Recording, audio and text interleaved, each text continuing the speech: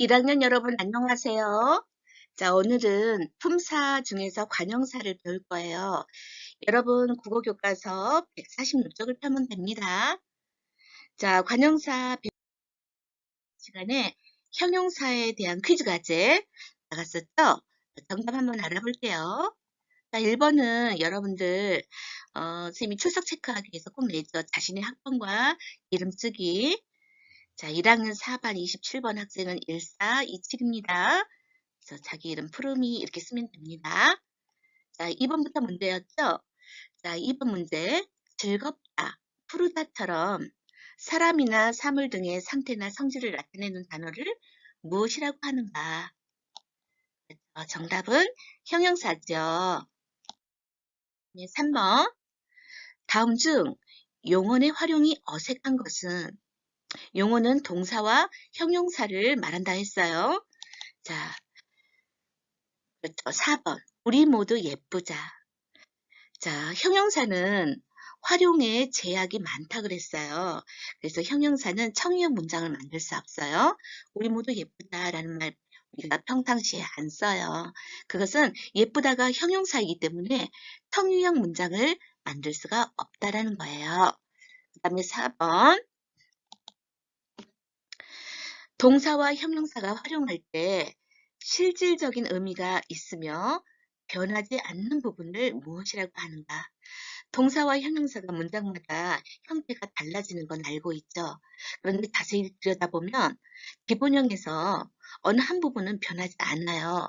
그 부분을 우리가 단어의 뿌리, 그래서 어간이라고 하죠. 그리고 어간에 동사, 형용사의 실질적인 의미가 들어있어요. 5번 볼까요? 다음 용언에 대한 설명 중 적절하지 않은 것은 잘못된 것을 골라라 라는 문제죠. 자, 그렇죠. 2번이 잘못됐어요.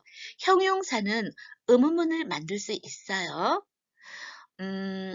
영희는 예쁘니?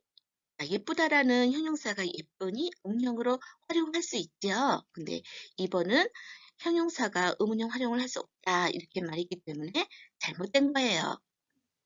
그 다음에 6번. 새 건물이라 엄청 깨끗해 라는 문장에서 형용사를 찾아서 기본형으로 쓰세요. 자, 이 6번을 맞춘 사람은 정말 잘하는 사람이에요. 왜냐하면 두 가지를 다 알아야 돼요. 새 건물이라 엄청 깨끗해라는 문장에서 주어를 서술하고 있는 용언을 찾을 수 있다라는 거죠. 자, 주어는 건물이에요.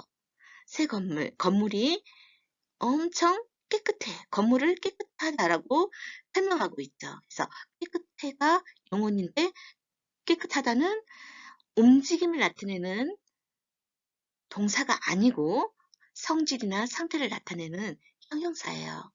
그래서 깨끗해가 형용사인데 그것을 기본형으로 쓰세요. 그랬죠? 깨끗해 어간은 깨끗하예요. 그래서 깨끗하 어간에다 다라는 어미를 붙인 깨끗하다.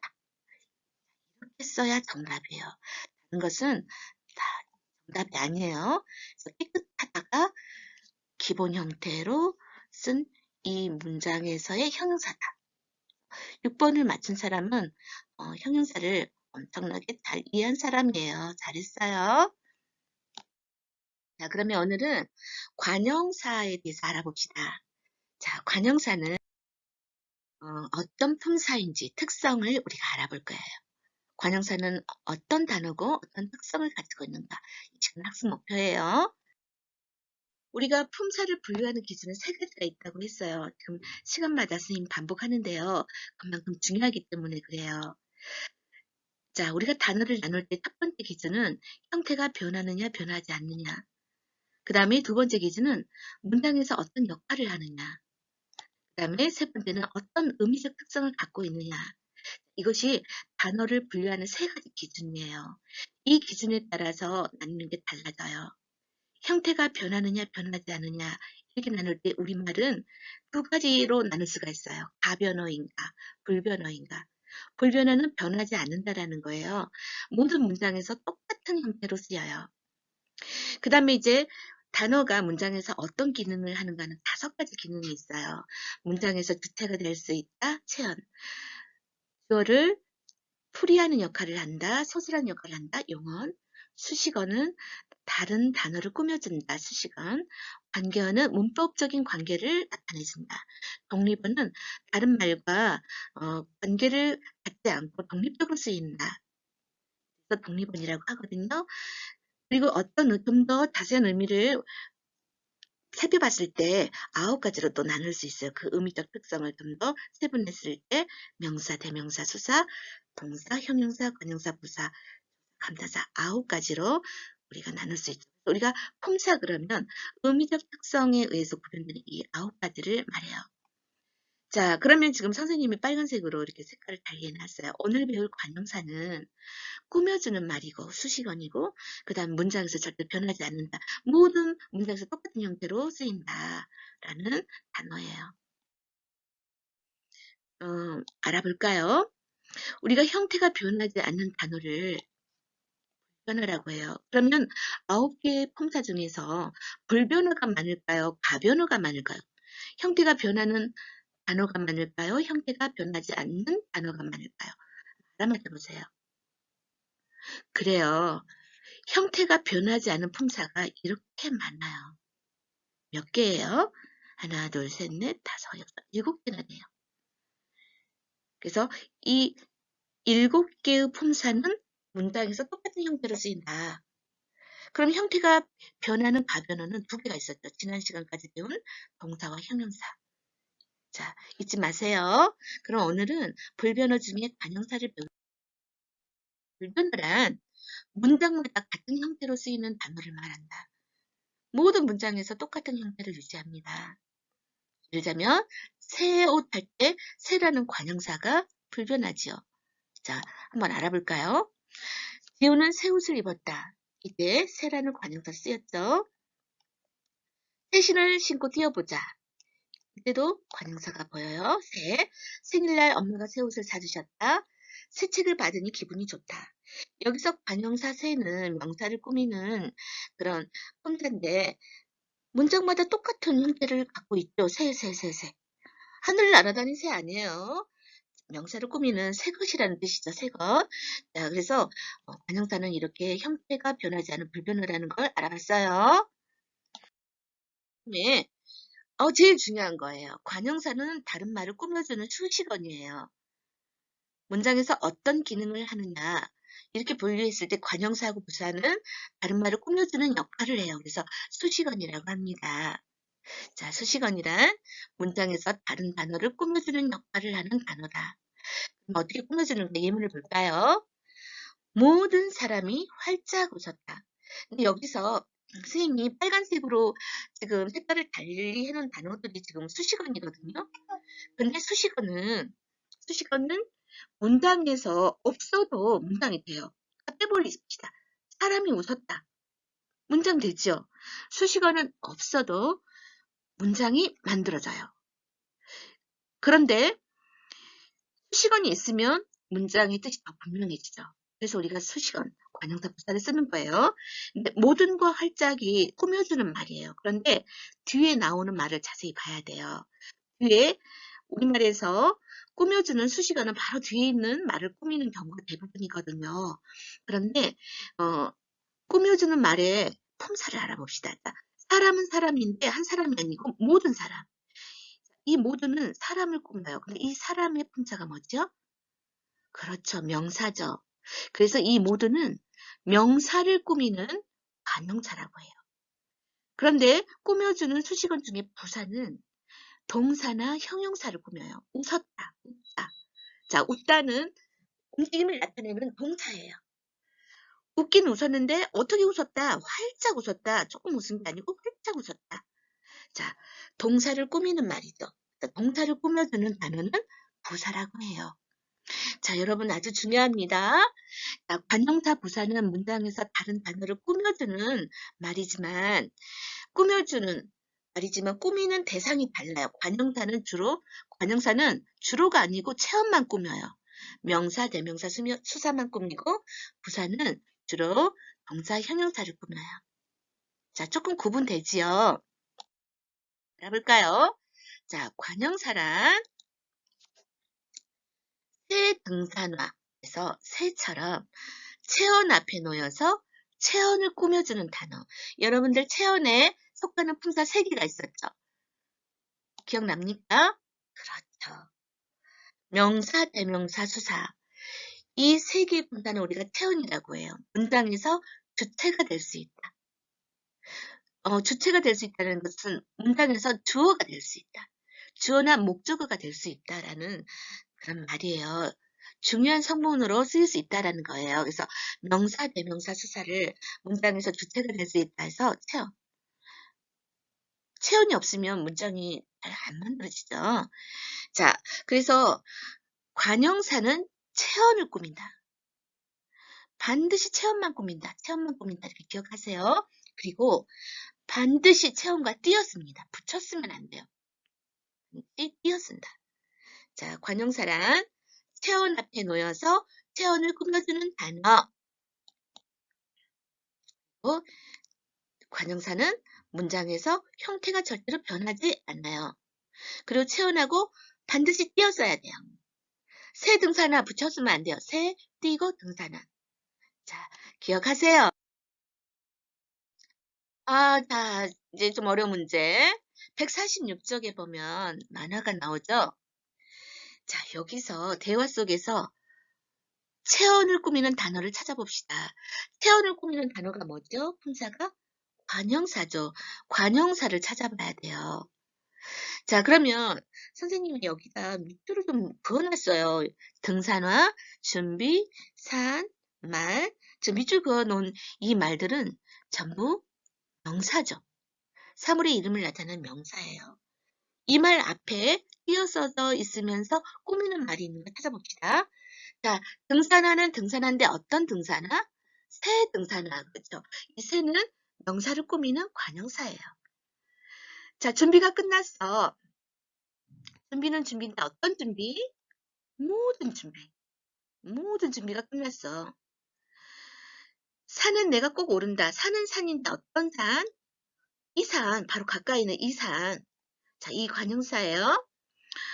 그 다음에 자, 기분이 무척 좋구나. 나 먼저 간다. 야, 같이 가. 여기는 없어요, 관형사가. 마지막 남자의 말. 아무 말 하지 말아줄래? 자, 말은 명사죠. 말하지 말아줄래? 근데 어떤 말 하지 말아줄래? 아무 말도 하지 말아줄래? 자, 아무가 관형사예요. 자, 여러분 이거 표시해 놓으세요. 굉장히 중요해요. 체온을 꾸미는 단어, 체온만 꾸미는 단어, 관형사는 지금 이 대화에서 새, 모든, 이, 아무. 그래서 관형사는 어떤 의미를 가지고 있냐면 명사나 대명사, 수사 앞에 쓰여서 어떤 명사, 어떤 등산화, 어떤 준비, 어떤 산, 어떤 말, 어떤이라는 의미를 가져요. 어떤 명사, 어떤 대명사, 어떤 수사. 자, 꼭 기억하세요. 어떤이라는 의미를 갖고 있다. 무엇이? 관명사다. 자, 여러분들 관형사와 수사를 좀 구별해야 하는 그런 그 문제들이 나와요. 여러분들 문제집 풀다 보면 제가 보기에는 수사인데 왜 관형사로 할까요? 이런 질문 많이 하거든요. 자, 관형사와 수사 구별하는 방법 알려줄게요. 제일 중요한 거. 뒤에 조사가 붙어 있거나 붙을 수 있는 말이면 수사예요.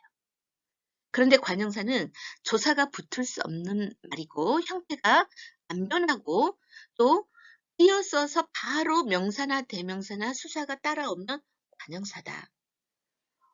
말로는 쉬운데 이게 이해가 안 되죠. 자, 예를 하나 들어볼게요. 사과 하나를 사왔다. 자, 하나는 수사일까요? 관형사일까요? 맞아요. 수사예요. 수와 양을 나타내는 품사죠. 하나, 하나. 그리고 형태가 수사는 하나 이렇게 생겼어요. 하나. 그리고 하나를 목적격 조사 붙었죠. 자, 도사는 주로 체온에 붙는다 했어요. 수사에 붙어 있죠. 이 하나는 수사예요. 그런데 수를 나타내는 관형사가 하나 있어요. 사과 한 개를 사왔다. 자, 여러분 여기 보세요. 수사는 하나 두 글자고 관형사는 한 글자지요. 그리고 관형사 이 한에는 도사가 절대 붙어서 쓰이는 법이 없어요.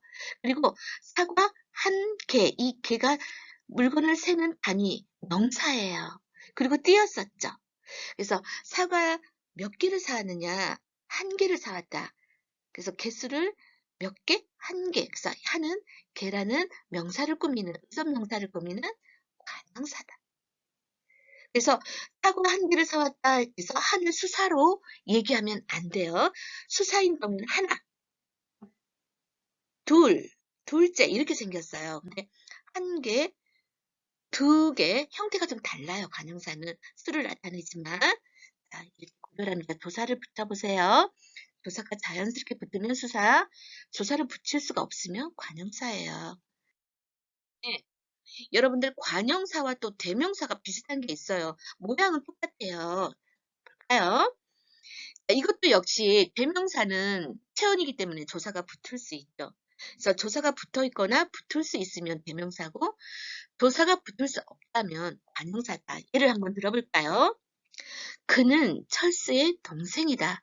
자, 여기서 그는 우리가 3인칭 대명사라고 하죠. 그라는 사람의 이름 대신 쓰인 대명사예요. 그리고 는이라는 조사가 붙어 있죠. 이때 그는 대명사입니다. 조사가 붙어 있기 때문에. 그런데 자, 두 번째 문장 볼까요? 그 책상을 교실로 가지고 가자. 여기서 그라는 것은 책상은 책상인데 어떤 책상? 그 책상. 책상을 꾸미는 관형사예요. 그 뜻도 다르죠. 뜻도 달라요. 그냥 지시하는 역할. 그 사물에 대한 지시하는 역할만 꾸며져요. 지시하는 뜻. 그 책상. 이 그라는 말은 똑같은 형태이지만 그 책상에서 그는 관형사라는 거. 그리고 도사가 붙을 수 없고 띄어서 떠 있어요. 자, 책상은 책상인데 이 책상 할 때 이도 관형사예요. 저 책상 그럴 때 저도 띄어쓰면서 관형사예요. 지시관형사라고 해요. 그런데 대명사는 이렇게 도사가 붙어 있는 경우가 많고 또 쉽게 붙을 수가 있어요. 자, 관형사와 대명사 이제 구별할 수 있겠나요? 자, 그러면 자꾸 태연 용언 이렇게 나오면 한번 정리해 볼까요? 자, 태연이라는 것은 어떤 말이었어요? 자, 명사, 대명사, 수사를 채연이라고 하죠. 그리고 용어는 두 가지가 있었죠? 동사, 형용사. 태연은 문장에서 어떤 역할? 주로 주어나 목적어 등이 되는 단어. 해가 되는 역할. 용어는 어떤 역할? 문장에서 주어를 서술하는 역할. 자, 역할이 다르죠. 그래서 체언에 속하는 품사는 명사, 대명사, 수사. 용어에 속하는 품사는 동사하고 형용사. 지난 시간까지 해서 쓰임하고 동사, 형용사 배웠어요. 자, 그러면 관형사를 우리가 수식어이라고 하는데 수식어이라는 말은 어떤 말이냐? 다른 말을 꾸며준다는 말이에요. 그래서 관형사는 주로 체언을 꾸며요. 그리고 부사는 그렇죠. 영혼을 꾸며요. 그 부사는 뜻이 어떻게 했니? 철수가 달렸다. 어떻게 달렸나? 빨리 달렸다.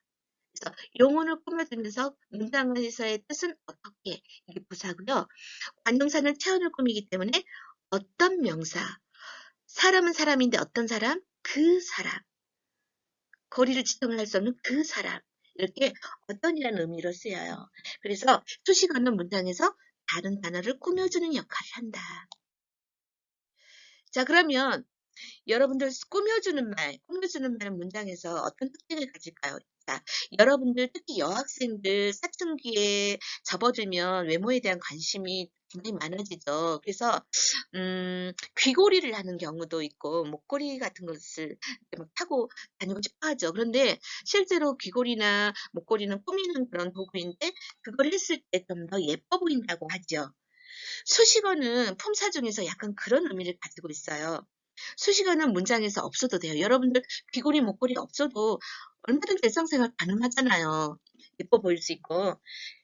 바로 우리가 귀걸이, 목걸이 이런 액세서리 같은 것이 품사 중에는 수식어에 속한다. 뭐 이렇게 이해하면 좀 쉬울 것 같아요. 그런데 이 수식어는 문장에서 없어도 문장이 만들어지고 완벽한 문장이 되는데 수식어는 있으면 좋은 점이 있어요. 사람이 더 예뻐지듯이 다른 말을 꾸며주는 수식어는 관용사, 부사가 있으면 그 문장의 의미가 더 구체적이 되고 더 자세하고 더 분명해서 전달이 잘 된다라는 거예요. 아주 중요한 역할을 하죠. 없어도 된다. 수식어는 문장에서 없어도 문장이 만들어진다. 그러나 관형사가 있음으로 인해서 문장의 의미가 더 자세해지고 구체적이고 분명하다는 건 굉장히 좋은 거예요. 우리한테 쉽게 전달이 된다는 거예요. 문장의 의미가. 그 문장을 들었을 때 이해가 빠르다라는 거죠. 좋은 역할을 하죠. 자, 선생님이 여기다 그림 그려놨어요. 우리가 이 목걸이를 액세서리라고 하잖아요. 품사 중에 수식어는 어쩌면 이런 목걸이와 같은 액세서리 비슷해요. 없어도 괜찮아요, 문장에서. 그런데 이 예쁜 목걸이라면 사람이 더 예뻐 보이잖아요. 수식어는 문장에서 있을 때 더 문장의 의미가 구체적이면서 자세해지고 분명해져서 이해가 더 잘 된다라는 거예요. 그러면 여러분들 선생님이 관형사, 우리말의 관형사는 개수 그렇게 많지 않아요. 몇 개 관형사를 좀 머릿속에 담아놓으면 대명사나 수사와 좀 헷갈리지 않을 것 같다, 혼동하지 않을 것 같다, 이런 생각을 하네요. 자, 관형사 종류에는 두 가지가 있어요. 지시관형사, 가리키는 관형사, 그 다음에 성상관형사라는 것은 어떤 상태나 모양을 뜻하는 관형사가 있어요. 그래서 가리킬 때 이 사람, 그 사람, 저 사람, 이런 사람, 저런 사람, 그런 사람, 무슨 말, 어느 말, 딴 사람, 이렇게 세원 앞에 놓여서 가리키는 역할을 하는 이런 관형사들이 있고요. 그 다음에 어떤 상태나 성질을 나타내주는 그런 관형사가 있는데요. 세고 달 때 새, 헌옷, 옛사람, 첫사랑, 옳은말, 오른쪽, 왼쪽, 윗물, 그다음 모든 사람, 막 이럴 때 어떤 상태나 성질을 나타내면서 체온을 꾸며주는 말들이 있다면 그것은 성상관형사라고 해요. 그래서 이런 것들이 많이 쓰이는 관형사인데 우리말의 관형사의 개수는 많지 않다. 그래서 많이 쓰는 관형사 몇 개를 외우면 대명사 수사하고 헷갈리지 않는 형태가 다르고 이거는 좀 같겠죠. 이 그저는 같겠지만 띄어쓰고 뒤에 꾸며주는 명사가 온다. 비명사가 온다. 이렇게 생각하면 돼요. 오늘 이 시간에 배운 거 큰 소리로 한번 설명해 볼까요? 자, 관형사는 어떤 품사예요? 자, 큰 소리로 말해보세요. 맞아요. 체온 앞에 놓여서 체온을 꾸며주는 단어. 자, 그러면 관형사는 수식어이라고 하는데 수식어이 쓰인 문장은 어떤 특징을 가지고 있어요? 그렇죠. 관형사가 있음으로 인해서 문장의 의미가 더 자세해지고 구체적이게 되고 분명해진다. 잘했어요. 수식어이 뭐예요? 다른 단어를 꾸며주는 단어를 수식어이라고 한다. 수식어에는 관형사와 부사가 있다. 아주 잘했습니다. 푸르미 쌤과 함께하는 즐거운 국어 시간. 다음 시간에는 부사를 공부할 거예요. 자, 오늘 수업은 이것으로 마칠게요. 다음 시간에 또 만나요. 안녕. 할 거예요. 자,